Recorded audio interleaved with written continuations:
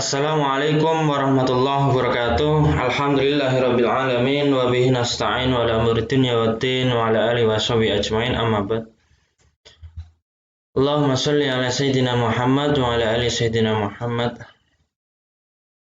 Puji syukur kehadirat Allah Subhanahu wa taala yang memberikan kita kenikmatan dan kesehatan. Pada kesempatan kali ini kita bisa belajar bersama di mata kuliah Filsafat Ilmu Keislaman yang saya hormati dan saya muliakan dosen pengampu mata kuliah Filsafat Ilmu Keislaman pada kesempatan kali ini Dr. Haji Mahfud Junaidi MAG dan seluruh teman-teman program studi manajemen pendidikan Islam semester 1 yang saya banggakan. Marilah kita saling melengkapi dan belajar bersama, di mana pada kesempatan kali ini saya berkewajiban menyampaikan atau menyajikan materi yang berkaitan dengan filsafat atau paradigma al-hikmatul muta'aliyah. Jadi teori filsafat Islam ini disempurnakan atau dicetuskan oleh Mula Sadra, di mana Mula Sadra ini namanya Muhammad bin Ibrahim bin Yahya. Teman-teman sekalian, kita masuk pada pengantar terlebih dahulu untuk merefleksikan kembali bahwa dulu tahun 1250 Masehi orang-orang orientalis itu berpendapat bahwa aktivitas intelektual umat Islam telah memudar atau telah mati. Jadi sekitar tahun 1250 Masehi itu mereka berpendapat bahwa filsafat Islam mengalami kemunduran, dan tentu hal itu juga bisa kita tinjau ya dari sejarahnya bahwa terjadi karena apa? Karena banyak faktor, diantaranya dampak dari kompleksitas peristiwa sosial politik yang terjadi pada masa itu. Seperti hancurnya Baghdad sebagai pusat kepemerintahan dan kebudayaan Islam. Kemudian runtuhnya kekuasaan umat Islam ke tangan orang-orang Yahudi, orang Kristen, di atas kota-kota yang menjadi pusat peradaban ilmu pengetahuan, di mana pada waktu itu tokoh-tokoh ilmuwan Muslim itu gencar-gencarnya mengembangkan ilmu pengetahuan, menulis karya-karya, ya, seperti di kota Cordova, Granada, dan Sevilla. Yang selanjutnya yaitu terjadinya perpecahan di antara Daulah Islamiyah, jadi kekuasaan Islam, kerajaan Islam, kekhalifahan Islam. Jadi terdapat perpecahan. Nah, pada kesempatan kali ini teman-teman kita akan belajar tentang filsafat dengan tema al-hikmatul muta'aliyah, ya, oleh Mula Sadra, jadi atau yang dikenal juga dengan Sadruddin, ya, dalam bahasa Arab atau dalam bahasa Indonesia Sadruddin ini artinya jantungnya agama. Nah, sedangkan Maula itu artinya tuan atau pelindung. Jadi ini juga gelar ya yang disematkan oleh beliau ya sebagai ahli agama, seorang ilmuwan, seorang yang ditokohkan ya. Kalau di Indonesia juga bisa disebut dengan kiai. Dan nama asli beliau itu Muhammad bin Ibrahim bin Yahya ya Al-Qawami Al-Shirazi. Jadi beliau ini lahir di Shiraz ya. Nah, kemudian Mula Sadra ini hidup di era dinasti Safawiyah ya sekitar abad 13 sampai 16. Jadi di mana di barat mengawali tahun pencerahan pada Rene Descartes ya peristiwa Renaissance itu. Sedangkan di dunia Islam sendiri ya, terkait dengan pemikiran intelektual, kemudian filsafat itu mengalami puncak daripada pemikiran di dalam filsafat Islam maupun di dalam keilmuan yang di situ diprakarsai oleh tokoh-tokoh Muslim. Jadi setelah Mulasadra ini tidak begitu banyak lahir tokoh-tokoh pemikir besar di kalangan umat Islam. Nah, tidak seperti sebelumnya. Kalau sebelum Mulasadra itu justru malah selalu muncul di setiap generasi itu selalu muncul tokoh-tokoh ilmuwan Muslim. Nah, setelah Mulasadra ini sangat jarang sekali. Nah, jadi waktu di dinasti Safawiyah itu ada aliran yang begitu populer ya, yang disebut dengan Isfahan. Jadi aliran ini diprakarsai oleh teolog, filsuf, mistikus dan penyair yang bernama Mirdamat. Lah, Mirdamat ini salah satu dari guru Mulasadra. Nah, yang kemudian ya ini memiliki murid Muhammad bin Ibrahim bin Yahya atau yang dikenal Mulasadra ini. Di kalangan murid-muridnya juga disebut dengan Akhun. Nah, Mulasadra ini lahir tahun 979 Hijriah atau 1571 Masehi di kota Shiraz, Persia ya, dan meninggal di Irak pada tahun 1050 Hijriah atau 1640 Masehi. Jadi sudah saya sampaikan bahwa ayah Mulasadra ini bernama Khawaja Ibrahim bin Yahya ya, bin siapa tadi bin Ibrahim bin Yahya Al-Qawami Al-Shirazi. Jadi ayah dari Mulasadra ini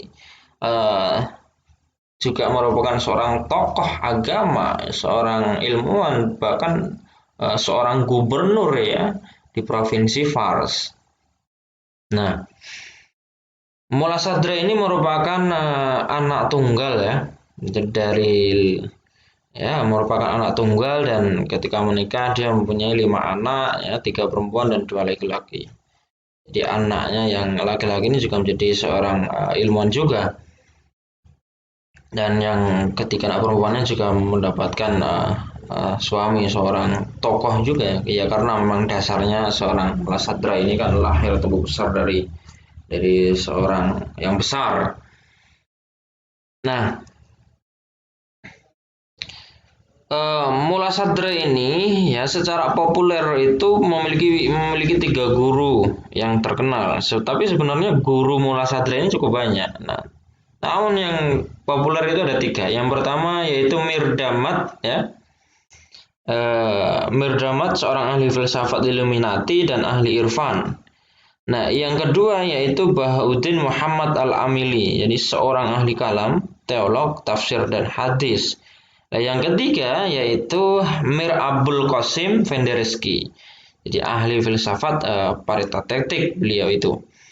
Nah, jadi Mirdabat ini filsuf pertama yang berupaya menggabungkan 3 klaster khasanah keilmuan di dalam Islam, yaitu rasio ya, filsafat paripatetik, kemudian wahyu, yaitu di dalamnya ada tafsir dan teologi, dan yang ketiga adalah irfan, yang dimana ini juga dikembangkan juga oleh Mirdamat dengan filsafat Illuminatinya.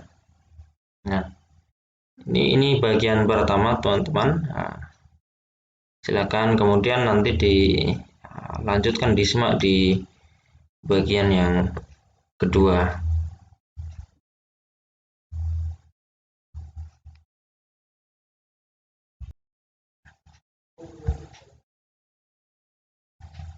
Nah, kita lanjutkan di video kali ini, teman-teman.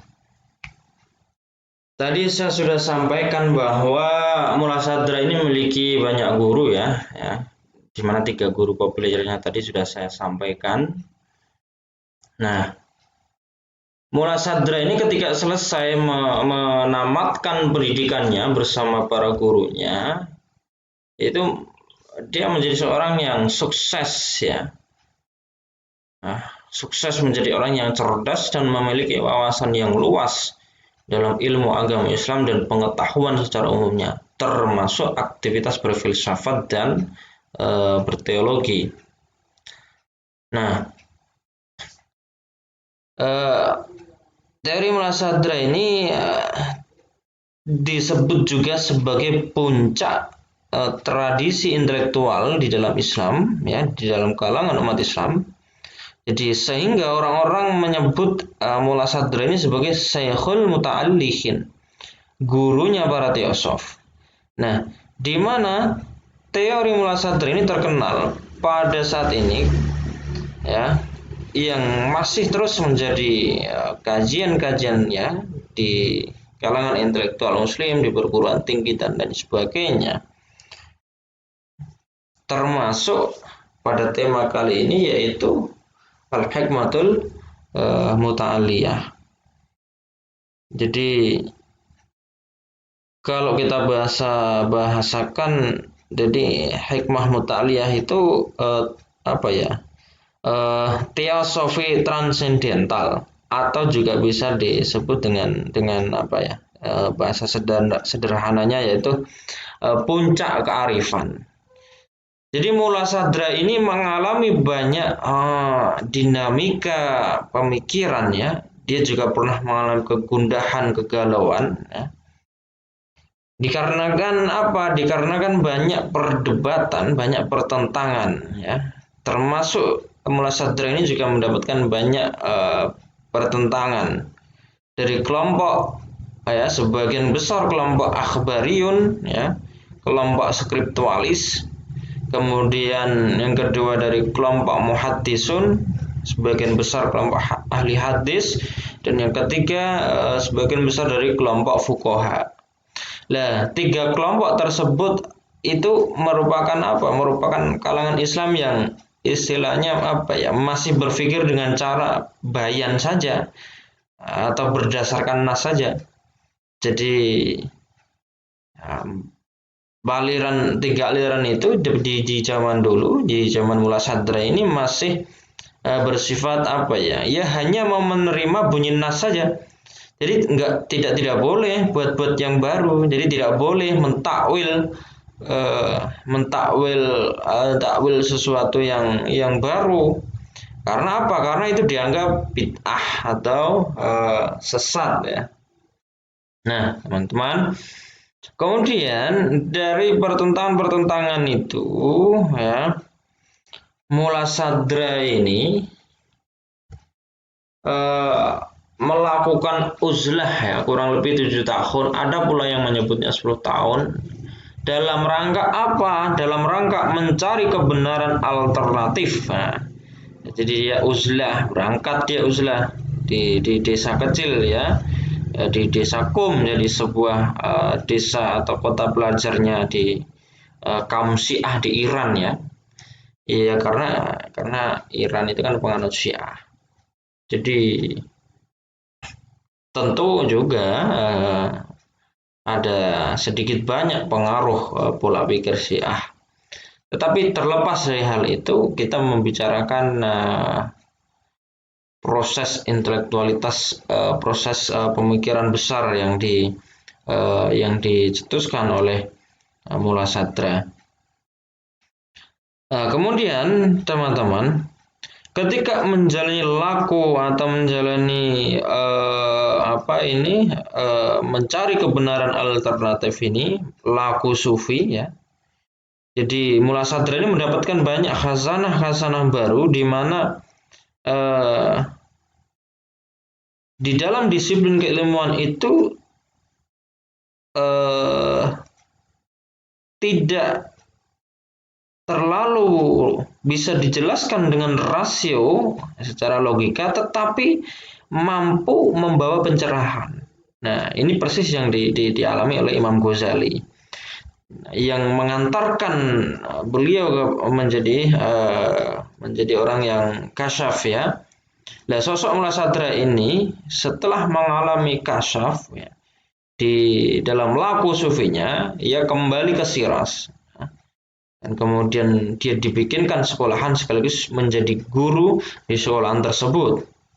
Nah, dari sinilah kemudian Mullah Sadra mengembangkan pemikirannya sebagai seorang ilmuwan yang melahirkan konsep-konsep besar ya di dalam filsafat keilmuan Islam yang kemudian dikenal sebagai konsep filsafat al-hikmatul muta'aliyah. Nah, prinsip-prinsip berpikir yang dibangun oleh Mullah Sadra yaitu iluminasi intelektual, ya, iluminasi intelektual penalaran, ya. Di dalamnya itu nanti ada kasyaf, ada zauq, atau isyraq, kemudian pembuktian rasional, ada akal, burhan atau istidlal, dan wahyu syar'i. Nah, teman-teman sekalian, nanti bisa dilihat di video yang ketiga karena ini terbatas karena perekaman ini 10 menit ya teman-teman, nanti bisa dilanjut di part yang ketiga.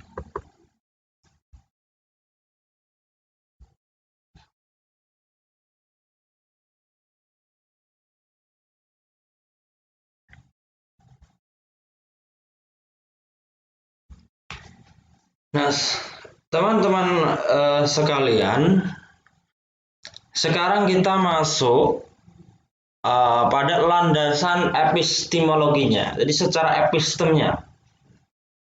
Nah, secara epistem ya filsafat Mullah Sadra ini, hikmah muta'aliyah ini, nah, itu dari segi penalaran ya, seorang Mullah Sadra ini dikenal mampu menggabungkan 3 khazanah. Yang pertama itu masya'iyun ya. Kemudian israqiyun dan yang ketiga jadaliyun. Jadi filsafat tradisional ya, kaum peripatetik, kemudian iluminasionis ya, dan yang ketiga adalah dialektis jadal. Jadi yang dikembangkan oleh para teolog. Jadi dialektis yang berkembang di kalangan para teolog. Nah, kemudian sumber pengetahuan yang dipakai oleh Mullah Sadra ini ya tentu dari wahyu, akal, visi batin ya, kasyaf atau bahasanya Ghazali itu qalb ya. Jadi wahyu tanpa akal juga tidak lengkap. Sedangkan wahyu dan akal tanpa visi batin juga tidak akan sempurna. Jadi ketiga-tiganya ini saling berdampingan dan berkaitan satu sama lain. Nah, hal tersebut itu sebenarnya kemudian juga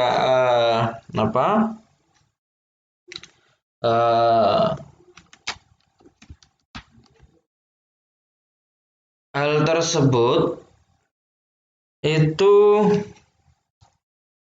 kalau menurut Al-Jabiri itu ada bayani, ada burhani, dan ada irfani. Nah, jadi kalau khazanah masya'iyun itu tradisi peripatetiknya, alat berpikirnya itu mantek, logika ya. Cara berpikirnya itu juga bisa deduksi maupun induksi. Ini dia memang dominannya adalah objektif ya. Kemudian kalau israqiyun, cara berpikirnya menggunakan intuisi atau disebut dengan direct experience ya, pengalaman langsung. Jadi sifatnya bisa subjektif. Nah, yang ketiga khazanah jadaliyun. Jadi tradisi dialektika, dialogis di antara para mutakallim tentang ya teologi, tentang ilmu fikih, jadi perdebatan dalam mencari kebenaran. Nah, 3 khazanah itu, jadi kalau kita sambungkan dari Al-Jabri ya tadi ada burhani, irfani, dan bayani. Nah, 3 khazanah tersebut sangat penting. Jadi di dalam tradisi keilmuan filsafat Islam tidak bisa hanya menggunakan salah satu saja. Nah, Karena apa? Ya ketiga-tiganya itu merupakan satu kesatuan yang saling berdampingan di antara wahyu, akal, dan visi batin ya kolb. Nah, epistem ini kemudian dikembangkan oleh Mulasadra sebagai apa? Sebagai paradigma al-hikmatul muta'aliyah. Nah, sebelum kita masuk pada pemikiran tentang kearifan puncak, ya tentang filsafatnya Mulasadra ini, nah, kita harus memiliki pemahaman terkait ontologi ya di dalam filsafat. Saya kira teman-teman sudah belajar terkait dengan ontologi ya. Kalau berbicara ontologi berarti ya mengenai being ada, jadi berbicara eksistensi, berbicara esensi, substansi, dan aksidensi. Karena istilah-istilah itu ya kooperatif ya digunakan oleh Mulasadra. Nah, tentang being misalnya merupakan predikat yang apa? Yang bitoha binafsi. Kalau bahasanya Imam Ghazali itu apa itu namanya? Kalau menurut Imam Ghazali itu, nah ya tabadur fil faham. Jadi ada itu atributnya ya a priori sesuatu yang ada itu sifatnya universal. Ada itu pasti lawannya tidak ada. Jadi kalau ditanya ya, misalnya kamu punya masih kita masih punya ibu misalnya. Kita masih orang tua masih punya ibu. Kita ditanya ibu kita itu di rumah atau tidak? Ya jawabannya ya ada, kalau tidak ada ya ada. Pokoknya kalau ada, bilang ada jawabnya, kalau tidak ada ya tidak ada. Jangan jawab kemudian tidak tahu. Ya, karena keberadaannya orang tua kita itu sebenarnya ada. Nah, kemudian kalau berbicara ontologi ya, itu ada itu mendahului atribut yang lain, jadi termasuk realitas dan eksistensi. Ada itu bisa diketahui misalnya kita manusia, kita hewan yang berakal, kita orgasme yang hidup, dan kita ada. Sebenarnya kalau berbicara filsafat itu sebenarnya sederhana ya, kalau kita pikir malah jadi ruwet. Nah, di dalam ontologi kan ada klasifikasi ada, ya, atau tidak ada. Ada sungguh-sungguh ada dan mungkin ada. Jadi kalau di Mulasadra itu ada dua, ya, ada sungguh ada dan mungkin ada, kemudian nyata ada dan tanpa ada. Nah, klasifikasi itu jadi ada tampak, ada nyata, ada eksistensi, ada esensi, ada substansi, dan ada aksidensi, kan begitu. Nah, secara singkat saya coba ingin menguraikan ontologinya ya secara singkat, nanti kalau memang kurang paham bisa didiskusikan lebih lanjut. Nah, yang pertama, tidak semua yang ada itu nampak ya. Misalnya mimpi kita itu kan ada tapi tidak tampak. Cinta kita itu ada tapi tidak tampak. Nah, secara panca indera ya, secara penglihatan ya, penginderaan ya, itu kan bersifat gaib. Nah, misalnya juga kita belum pernah ke Cina. Nah, kita belum pernah melihat Cina secara langsung, kita belum pernah berada di Cina. Maka apa? Maka bagi kita ya Cina itu ada ya, tapi belum nampak. Ada namun tidak nampak karena kita belum pernah merasakan atmosfer ya keberadaan kita di Cina. Jadi masih melihat saja dari gambaran oh Cina itu seperti itu misalnya dari film-film Cina misalnya. Nah, yang dimaksud ada tidak tampak itu jadi sesuatu yang sebenarnya ya secara logikanya tidak bisa tidak terjangkau oleh penglihatan kita lah atau penginderaan kita. Nah, yang kedua, tidak semua yang tampak itu nyata. Misalnya kadang-kala kita melihat sesuatu itu tampak tetapi sebenarnya tidak nyata. Misalnya secangkir kopi kan, ya, secangkir kopi itu kan sebenarnya kan pahit ya. Kopi itu kan pahit.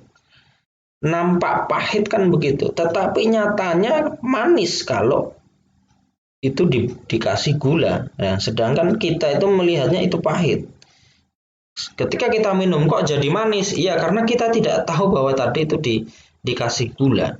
Maka awal dari apa yang kita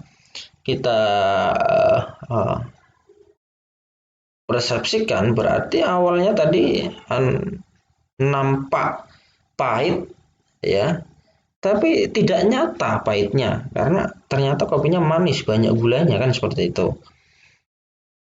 Atau misalnya contoh sederhananya, oh, Neng Elok ini dia cantik, ya,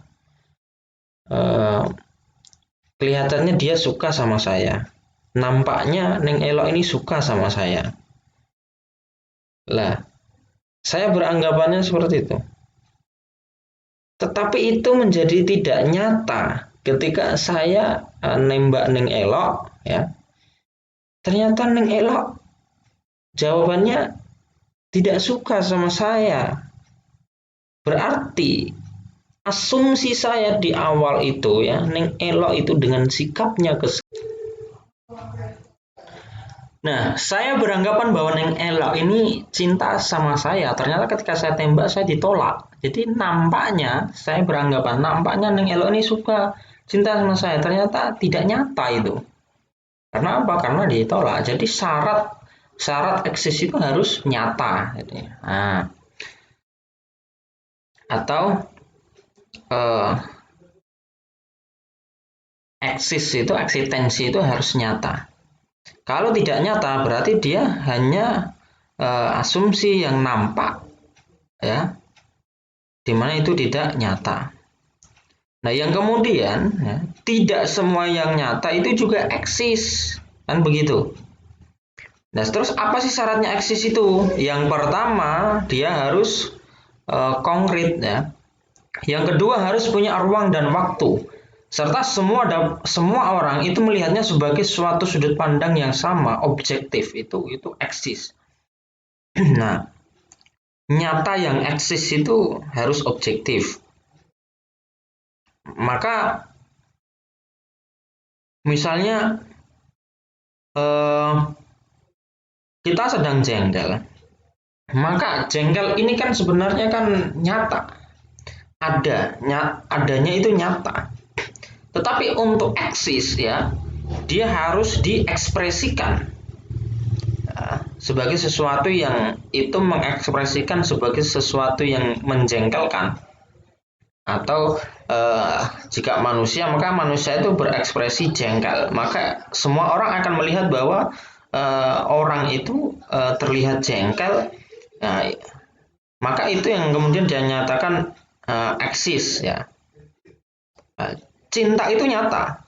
Jika cinta itu eksis, maka harus diekspresikan. Misalnya ketika saya cinta sama misalnya sama siapa, sama Aida misalnya, maka saya harus memberikan perhatian, saya harus berkorban, ya, dan saya harus menikahi dia karena saya cinta. Jadi cintanya itu diekspresikan sehingga publik, ya, sehingga alam ini tahu bahwa cinta yang ada dalam diri kita itu eksis, ya.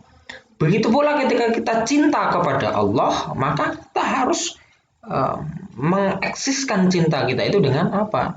Ya, dengan beribadah, dengan menjalankan syariat Islam, kan begitu. Nah, kalau kita hanya sebatas, wah, nggak usah sholat, yang penting kita ingat Allah. Nah, itu cinta yang tidak eksis. Kan begitu, teman-teman. Nah, kemudian misalnya ada esensi, ya.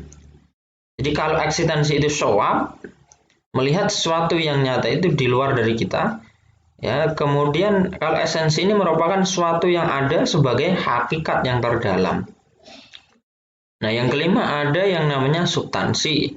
Jadi esensi itu butuh substansi. Substansi itu eh, wadah bagi esensi ya. Misalnya eh, gelas misalnya. Gelas ini dibuat dari apa? Nah, dari kaca, dari atom, ya. Atau misalnya kita manusia ini terbuat dari apa? Nah,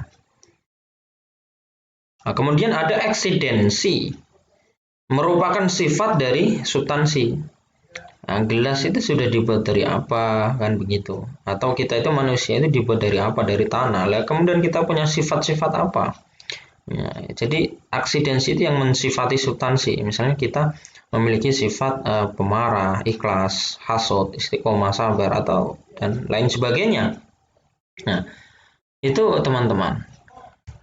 Kemudian Mula Sadra ini punya karya-karya yang cukup terkenal. Yang pertama itu karyanya disebut dengan Al-Hikmatul Muta'aliyah ya, fil asfaril aqliyah al-arubah ya, atau aqliyatul arubah. Aqliyatul arbaah, maaf. Nah, karya ini terbit di Tahiran ya pada 1282 Hijriah dengan 4 jilid, ya distribusinya 9 jilid, jadi cukup tebal juga. Memuat 4 substansi. Yang pertama membahas tentang persoalan metafisika, non teologi. Yang kedua tentang filsafat alam, yang ketiga filsafat ketuhanan, dan yang keempat psikologi dan eskatologi. Karya yang kedua yaitu Al-Mabda' wal Ma'ad. Tebalnya 370 halaman, ya, berisi tentang metafisika, kosmologi, dan eskatologi. Yang ketiga itu Asyawahidur Rububiyah ya, fil manahijul sulukiyah, fil manahijus sulukiyah. Terbit di Tahiran juga dengan tebal 268 halaman. Karya ini membahas tentang beragam doktrin gnostik dan filosofis yang dapat dianggap sebagai ringkasan dari Al-Hikmatul Muta'aliyah. Ini juga cukup menonjol ya, memiliki corak irfani. Yang keempat ada Mafatihul Ghaib ya. Tebalnya 173 halaman, berisi tentang metafisika, kosmologi, dan eskatologi dengan corak doktrin irfani juga. Nah, untuk selanjutnya bisa teman-teman lihat pada video berikutnya. Baik teman-teman, kita masuk pada pembahasan wahdatul wujud. Jadi konsep wahdatul wujud ya yang disampaikan oleh Mula Sadra ini sebenarnya juga tidak berbeda jauh ya dengan pemahaman para filsuf Islam pada umumnya. Seperti Ibnu Arabi, Mula Sadra ini kan lebih memberikan penekanan pada sisi hakikat wujud secara eksistensinya yang dapat dijelaskan dengan apa? Filosofis melalui prinsip taskikul wujud, aslahatul wujud, dan al-harakatul jauhariyah. Nah, teman-teman sekalian, kita masuk pada konsep taskikul wujud atau yang disebut dengan gradualitas eksistensi. Jadi eksistensi yang gradasi atau gradasi eksistensi. Nah, mengenai gradasi wujud ini, kita berangkat dari Ibnu Arabi yang mengatakan bahwa semua realitas adalah cerminan Tuhan. Itu pendapat Ibnu Arabi seperti itu. Nah, penalaran Ibnu Arabi ini kemudian dianggap sebagai penalaran yang panteisme oleh sebagian besar orang yang belum bisa menerka pemikiran Ibnu Arabi. Lah, Mula Sadra ini teman-teman ya menyempurnakan atau memberikan penekanan, penambahan bahwa iya memang semua realitas itu memang cerminan Tuhan, tapi sifatnya gradasi. Jadi bersifat parsial, jadi gambaran tertentu, level tertentu dari ketauhidan. Analoginya matahari itu kan sebenarnya cahaya. Lah sifatnya gradasi. Cahaya itu kalau semakin dekat semakin terang, semakin jauh maka semakin gelap pula dengan dengan cahaya itu. Nah, inilah wujud yang disebut taskik, gradasi. Nah, alam semesta itu bersifat taskik, sama halnya jiwa manusia itu juga taskik. Jadi level paling bawah ada alam benda-benda, ada alam tumbuh-tumbuhan selanjutnya, di atasnya kemudian ada alam hewan-hewan, di atasnya ada alam kemanusiaan, kemudian di atasnya ada alam malakut, dan sampai ke atasnya pada level puncak yaitu alam wajibul wujud, yaitu alam sang pencipta, itu Tuhan Allah Subhanahu wa taala. Jadi manusia itu bisa pada level terbawah ya, asfala safilin, dan bisa pada puncaknya yaitu ahsanu takwim, kan begitu. Lah, jadi semua itu menurut Mullah Sadra itu manifestasi dari keberadaan Tuhan berdasarkan tingkatannya. Semakin tinggi tingkatannya, semakin dekat manusia dengan Tuhannya. Semakin jauh di bawah tingkatannya, maka semakin jauh pula manusia dengan Tuhannya. Lah, itulah kemudian juga dijelaskan pada konsep teori Mullah Sadra yang disebut asalatul wujud ya, kehakikian eksistensi. Jadi artinya itu ya asalatul wujud itu ya keistimewaan, keutamaan atau keaslian wujud. Nah, sedangkan wujud kalau kita tarik dalam bahasa filsafat itu kan disebut dengan eksistensi. Nah, berbeda dengan Suhrawardi, seorang filsuf muslim juga yang menyatakan bahwa asalatul wujud itu esensi dulu, bukan eksistensi. Nah, kebanyakan para sufi kan berpendapat sama bahwa wujud utama itu ya bukan eksistensi tapi esensi. Mengapa? Karena tampilan fisik atau yang bersifat duniawi itu harus dikesampingkan terlebih dahulu, karena hal tersebut apa menghalangi kesatuan manusia dengan Tuhannya. Nah, ini mendapat tanggapan dari Mullah Sadra. Jadi tanggapannya itu ya yang utama itu bukan esensi tapi eksistensi. Mengapa? Karena adanya esensi itu terbentuk atau dibentuk dari eksistensinya. Jadi analoginya peci songkok nasional ini ya, misalnya saya berikan contoh teman-teman, peci songkok nasional itu kan eksistensinya atau tampilannya itu berbentuk tutup kepala sebagai identitas yang dipakai orang Indonesia misalnya. Terus sebagian lagi ya menerka bahwa esensinya itu ya tutup peci songkok itu ya tutup kepala dipakai di acara-acara formal masyarakat Indonesia. Nah, sebagian orang lagi menerka esensi peci songkok itu ya menutup kepala untuk aktivitas beribadah umat Islam. Nah, bagi sebagian orang bisa saja kemudian mengarahkan esensinya bahwa peci itu ya sebagai suatu tutup kepala yang dipakai identitas simbol perjuangan kemerdekaan Indonesia. Karena apa? Karena mungkin dia melihat bahwa dulu para pejuang seperti Soekarno-Hatta dan lainnya itu ketika berjuang melawan penjajah itu memakai peci songkok nasional misalnya, sehingga dia mengarahkan esensinya ke situ. Jadi eksistensinya itu ada dulu, baru kemudian memperjelas esensi kan seperti itu. Maka itulah mengapa Mullah Sadra mengatakan bahwa yang pertama diketahui itu dari realitas eksistensi. Ya, intinya memperjelas eksistensinya, maka jalan pikiran selanjutnya adalah memperjelas esensinya. Oke lah, jika teman-teman bingung ya nanti ya bisa didiskusikan lebih lanjut. Itulah yang kemudian ya merupakan apa istilahnya wasatul aslahatul wujud itu loh, lawan dari asil. Jadi lawannya itu kan iktibari, yang berarti pemikiran atau konsep yang tidak berkaitan secara langsung dengan realitas eksternal, jadi yang konkret. Maka itulah kenapa Mullah Sadra itu disebut sebagai seorang ilmuwan yang atau seorang filsuf yang eksistensialis. Nah, di video berikutnya kita akan membahas terkait dengan konsep al-harakatul jauhariyah. Konsep al-harakatul jauhariyah itu yang dimaksud gerakan substansial itu alam semesta ini tidak diam. Semua bergerak, semua dikelola oleh Tuhan. Selama ini kan kebanyakan kebanyakan para filsafat barat itu kan menganggap bahwa ya sudah kalau maksudnya mereka yang masih mengakui keberadaan Tuhan ya. Jadi Tuhan itu membuat alam semesta ini ya sudah ketika dibuat sudah dibiarkan seperti membuat jarum jam, membuat jam itu kan ketika jam sudah dibuat ya sudah dibiarkan begitu saja. Nanti jam itu kan berputar dan kalau baterainya habis kan juga akan mati sendiri, akan selesai. Nah, tidak seperti itu. Jadi kalau menurut Mullasadra ini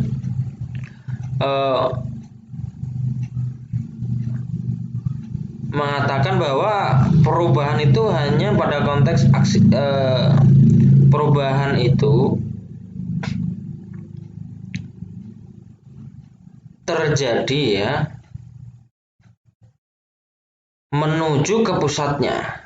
Lah, gini teman-teman, kan kebanyakan filsufan itu kan beranggapan bahwa perubahan itu kan hanya pada konteks aksidensi, sifat, kuantitas, kualitas, posisi, dan tempat. Nah, sedangkan menurut Mullasadra ini tidak hanya aksidensi saja yang mengalami perubahan dalam pergerakan. Semua yang ada dalam alam semesta ini bergerak menuju ke pusatnya, menuju ke kesempurnaannya, sumbernya, dari mana, ya, puncak kediriannya yang bergerak pada hakikat wujud. Nah, itu pendapat Mullasadra. Jadi dari benda melahirkan tumbuhan, binatang, hewan, kemudian manusia. Jadi semua itu bergerak, di mana gerakan itu menjadi proses aktualisasi potensi. Jadi yang khurujul quwwah ilal fi'li. Nah, dalam diri manusia itu ada banyak macam potensi, termasuk potensi ketuhanan, ketauhidan. Jadi gerak itu merupakan upaya mewujudkan potensi sehingga dapat keluar semua dari gerakan substansial yang melekat pada diri manusia. Nanti sehingga misalnya bisa sampai kasyaf, makrifat, hingga sampailah pada puncaknya bertemu dengan Tuhan. Nah, kalau dalam bahasa para ulama Sunni itu istilahnya ya merealisasikan tujuan penciptaan. Jadi kalau kita ditanya untuk apa kita diciptakan, nah silakan teman-teman itu menjawab. Ketika sudah dijawab, maka realisasikanlah tujuan penciptaan itu.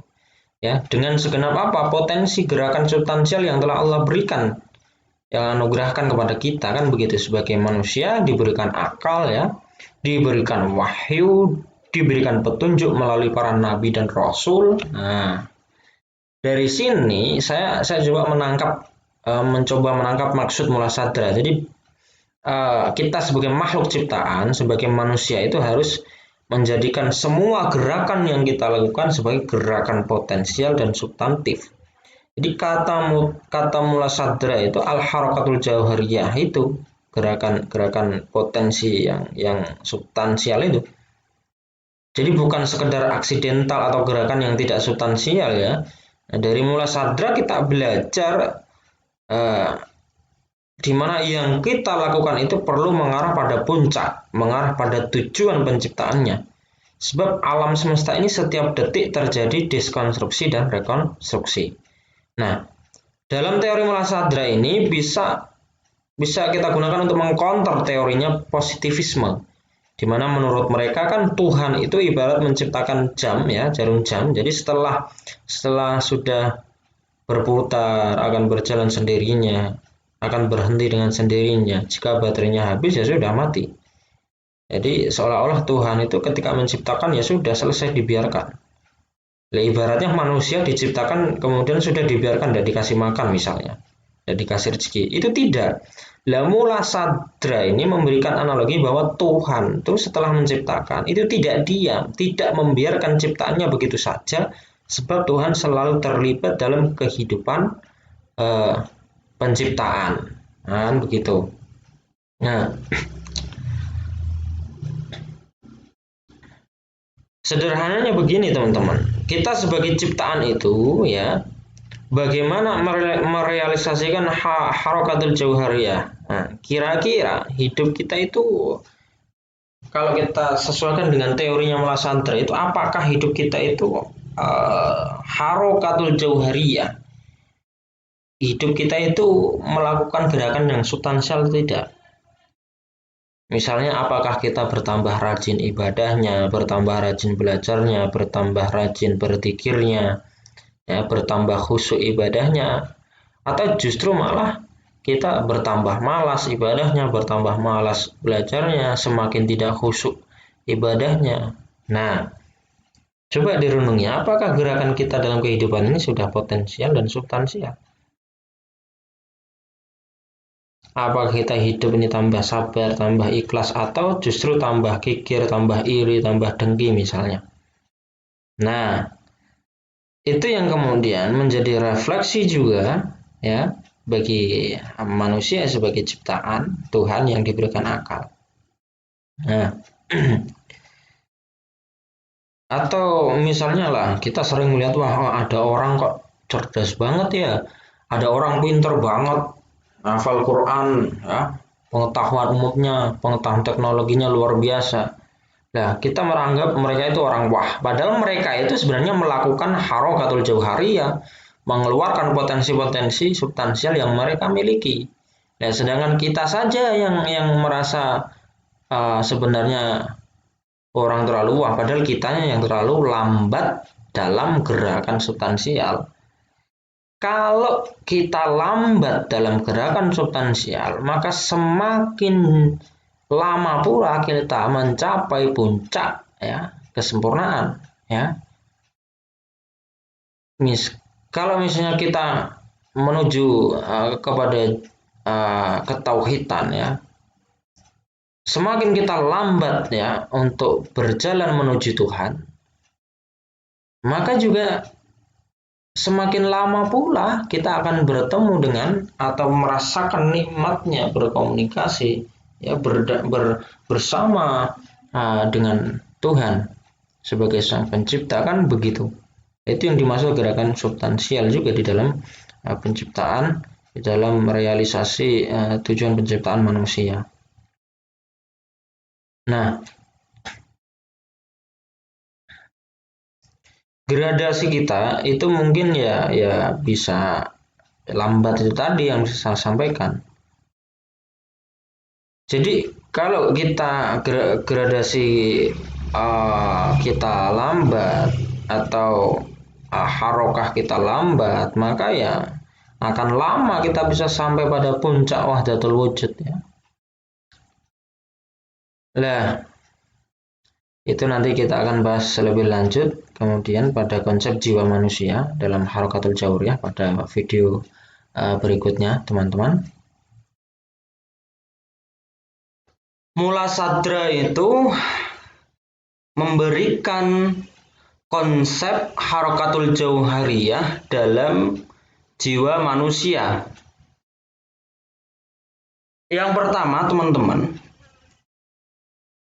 itu pada jiwa vegetatif. Jadi dalam gerakan substansial itu manusia itu memiliki jiwa vegetatif. Ini seperti bayi, seperti balita yang hidupnya hanya bisa tumbuh, ya, berkembang, makan, minum, buang kotoran, tidur, menangis, dan semacamnya.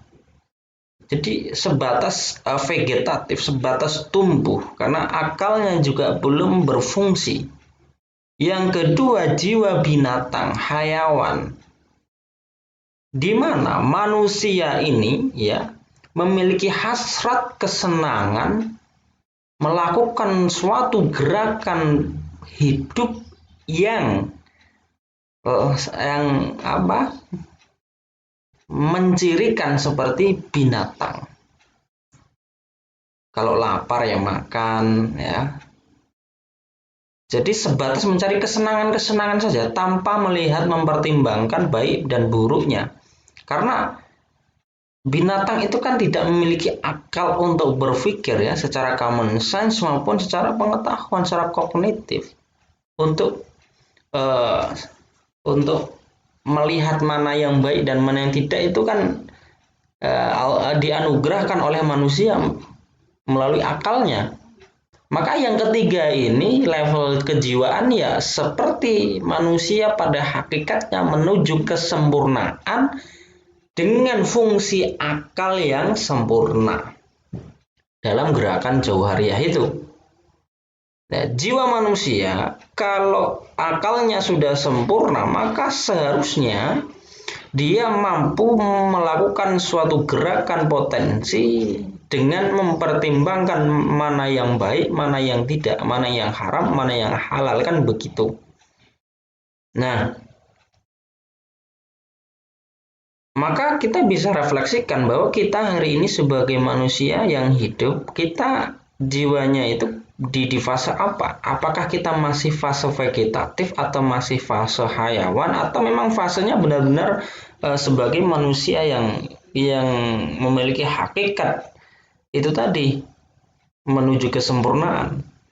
Maka ke dalam gerakan substansial ya, harokatul jauhariyat, manusia itu kalau sudah pada fase kesempurnaan ya, maka dia menuju pada puncaknya. Tambah hari, tambah usia ya, semakin dewasa maka semakin bertambah pula level ya untuk menuju puncak kearifan. Maka harus tambah khusyuk dalam beribadah, tambah rajin dalam belajar, tambah baik dalam beramal. Nah, itu yang dimaksud oleh Mulasadra, teman-teman. Dalam konsep gradasi substansial pada jiwa manusia. Kemudian manusia itu ya dalam konsep jauharatul apa tadi? Jauharatul harokatul jauhariyah maksud saya. Itu manusia menurut Mulasadra itu untuk mencapai puncaknya itu harus memiliki 5 daya. Yang pertama ya, yang pertama itu daya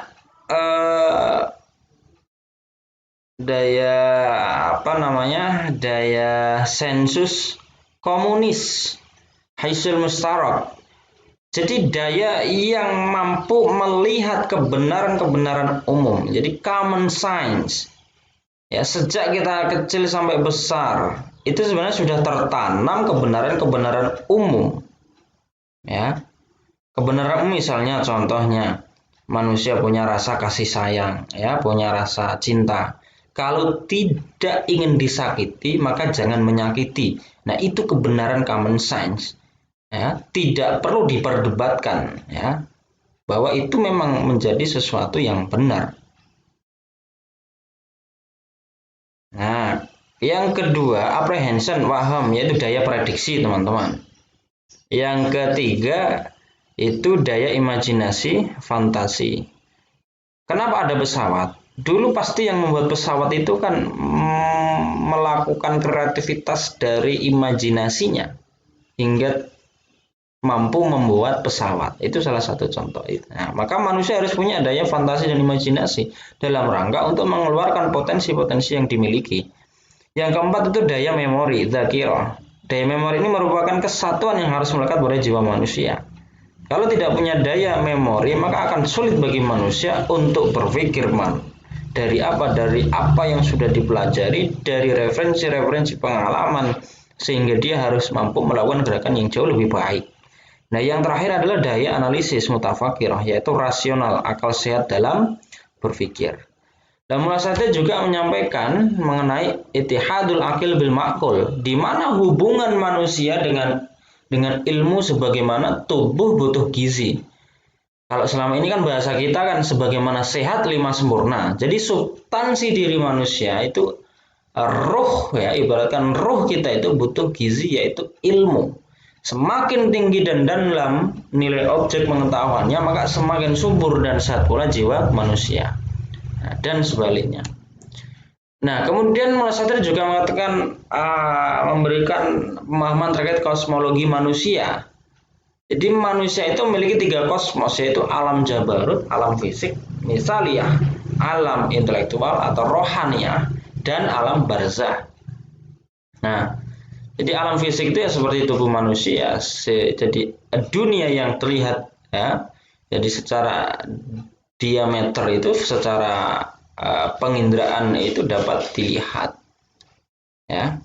Kemudian alam intelektual itu bersifat alam rohani, sedangkan alam barzah itu alam perantara bagi fisik dan roh manusia. Kemudian Mulasadra juga menyampaikan untuk sampai pada puncak kearifan itu harus melalui 4 perjalanan. Yang pertama asfarul konsep dari asfarul arba'ah, 4 perjalanan. Yang pertama itu syar minal khalq ilal haq. Jadi perjalanan dari dunia makhluk menuju dunia ketuhanan Allah SWT.